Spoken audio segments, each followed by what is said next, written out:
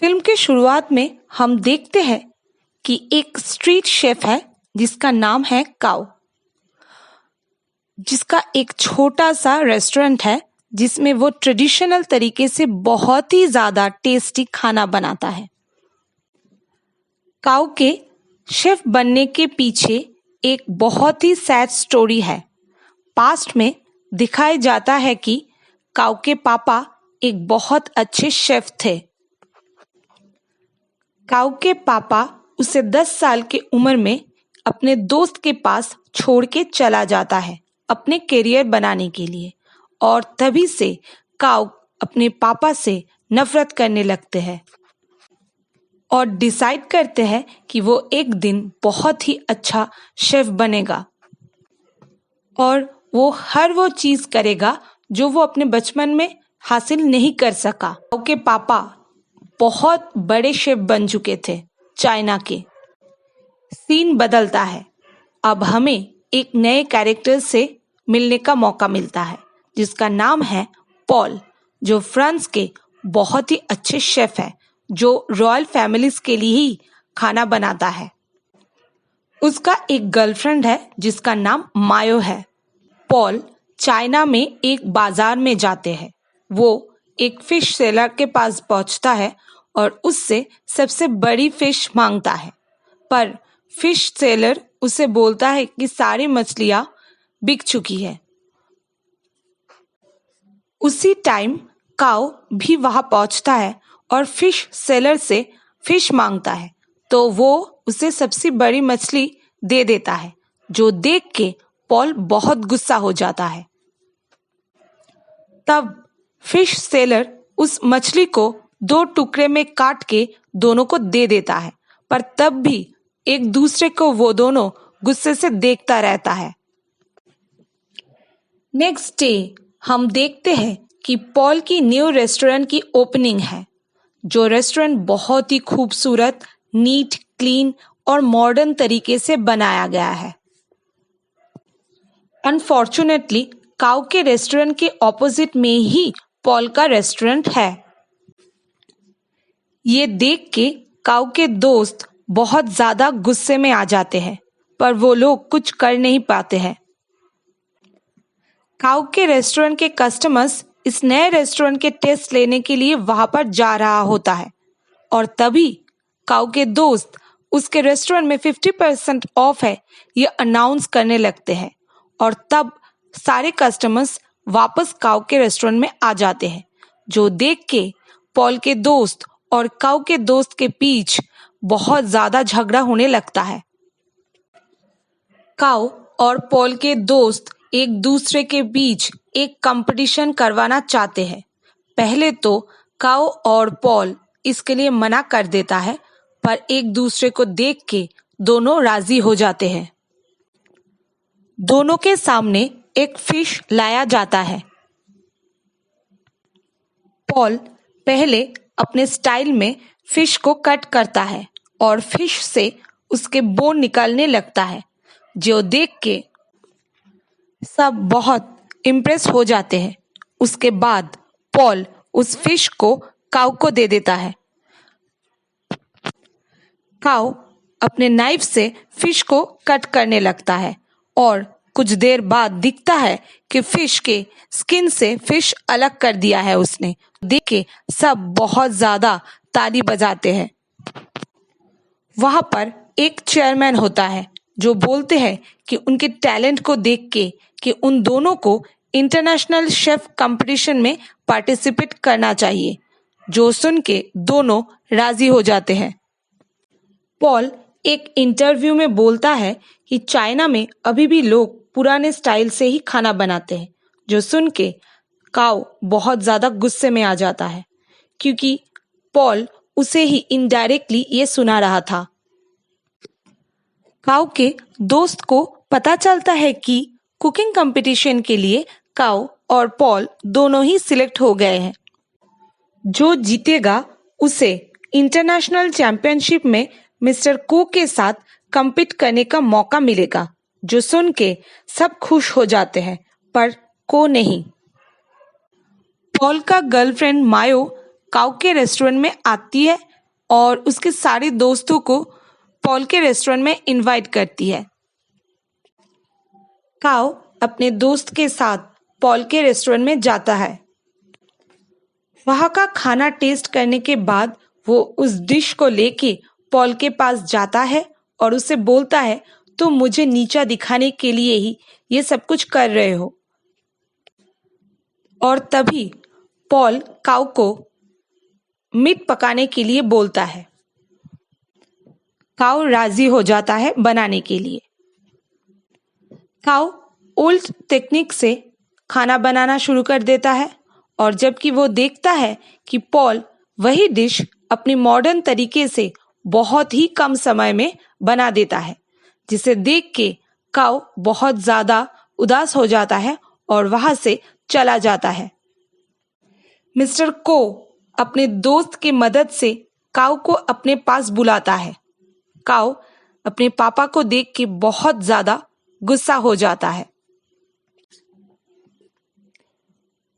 उन दोनों के बीच झगड़ा होता है और कुछ देर बाद काऊ वहां से चला जाता है क्योंकि उसे अपने पापा के किसी भी बातों पर यकीन नहीं था। कंपटीशन का रात पॉल और काऊ के दोस्त वहां पर दोनों को सपोर्ट करने के लिए पहुंच जाते हैं। अब काऊ और पॉल एक दूसरे के सामने खड़े हैं। काऊ अपने ट्रेडिशनल तरीके से चिकन का एक डिश प्रिपेयर करता है और पॉल एक स्वीट डिश प्रिपेयर करता है। पॉल बहुत ही मॉडर्न टेक्निक से और बहुत ही कम समय में वो डिश कंप्लीट कर लेता है। जजेस को दोनों के डिश बहुत पसंद आते हैं, दोनों को सेम पॉइंट भी मिलता है, पर क्योंकि पॉल ने बहुत ही कम वक्त में ये डिश बनाया था, इसलिए उसे विनर घोषित किया जाता है। काऊ ये देख के बहुत सैड हो जाता है और वहां से चला जाता है। वो घर वापस नहीं जाता। बहुत दिनों तक वो वीडियो गेम सेंटर में बैठा रहता है और गेम खेलता रहता है।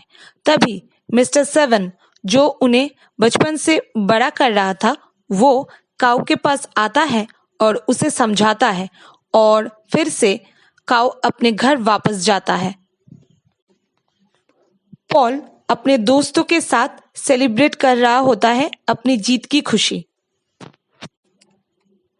पॉल का दोस्त उसे बोलता है कि मायो को इस इंटरनेशनल कंपटीशन में इस रेस्टोरेंट को रिप्रेजेंट करने के लिए जाना चाहिए। तब पॉल बोलता है कि मायो को तो खाना बनाना नहीं आता। उसी वक्त मायो 2 डिश लेके आता है और पॉल से पूछता है कि इन दोनों में से किस में ज्यादा नमक है बताओ। पर पॉल ये बता नहीं सकता क्योंकि उसका टेस्ट बड्स ठीक से काम नहीं करता, इसलिए वो खाना टेस्ट करके सही तरीके से बता नहीं सकता था। तब उसे पता चलता है कि मायो अपने दोस्त के साथ मिलके उसे इतने दिनों तक चीट कर रहा था।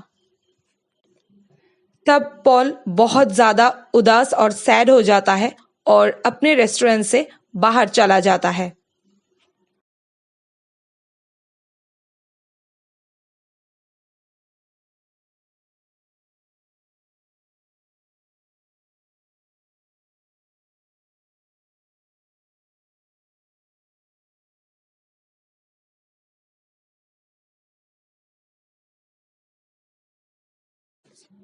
पॉल एक जगह पर बैठ के ड्रिंक कर रहा होता है और तभी वहां पर काऊ आता है और उससे पूछता है, तुम तो जीत गए हो, फिर इतना सैड क्यों हो। तब पॉल सारी बातें काऊ को बताता है और सामने एक होर्डिंग में लगा हुआ फोटो दिखा के बोलता है, ये इंसान मेरा आइडियल है, मैं इनकी तरह बनना चाहती हूँ। जो देख के काऊ बोलता है कि ये मेरे पापा है और ये दिल का बिल्कुल अच्छा इंसान नहीं है। पहले तो पॉल उसके बातों को मानता नहीं है, पर जब काऊ की पूरी बात सुनता है तब उस पर बिलीव करने लगता है। उसके बाद दोनों उस होर्डिंग को देख के बॉटल फेंकते हैं और उन दोनों के बीच एक दोस्ती की शुरुआत हो जाता है। पॉल अपने रेस्टोरेंट में वापस आता है को के साथ, जहां पर वो देखता है कि उसका दोस्त उसके रेस्टोरेंट को बेचना चाहता है और तभी पॉल सबको बोलता है कि वो लोग उसके इजाजत के बगैर ये बेच नहीं सकता और इंटरनेशनल शेफ चैंपियनशिप के लिए वो अपने साथ को लेके जाना चाहता है। ये वो सबको बता देता है, जो सुन के उसके दोस्त गुस्सा हो जाते हैं और वहां से चला जाता है। ये जान के काऊ का दोस्त बहुत ज्यादा खुश हो जाते हैं और मजे करने लगते हैं।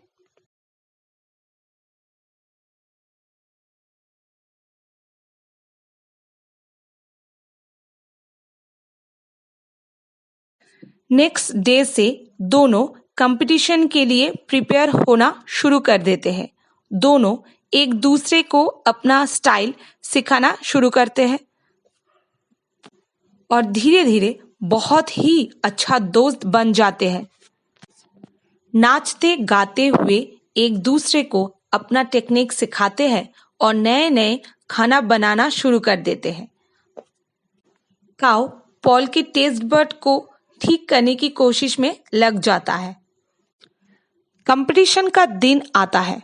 पॉल और काऊ मिलके अपना डिश बनाता है जो जजेस को बहुत ज्यादा पसंद आता है। दोनों फिर से जीत जाते हैं और नेक्स्ट लेवल के लिए सिलेक्ट हो जाते हैं।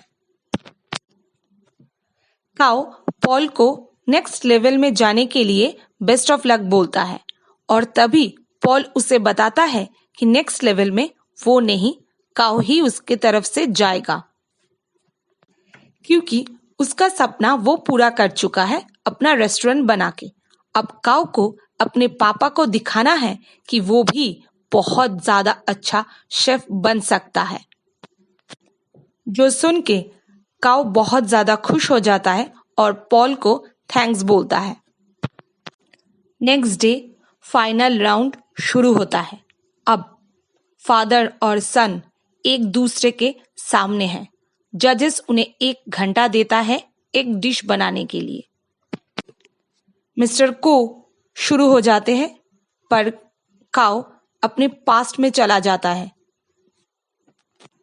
जब उसका पापा उसे छोड़ के चला गया था और दूसरे बच्चे उसे बुली करता था। उसे चुपचाप खड़ा देख मिस्टर को उसके मुंह पे पानी फेंक के मारते हैं और बोलते हैं, खड़े क्यों हो, शुरू हो जाओ। तब काऊ अपना खाना बनाना शुरू कर देता है।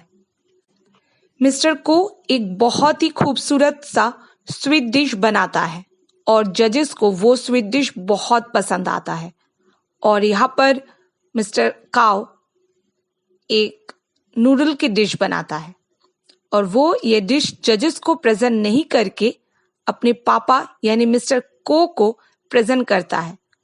उसके पापा देखते हैं ये वही डिश है जो बचपन में काऊ बनाना चाहता था, कोशिश भी करता था पर बना नहीं पाता था।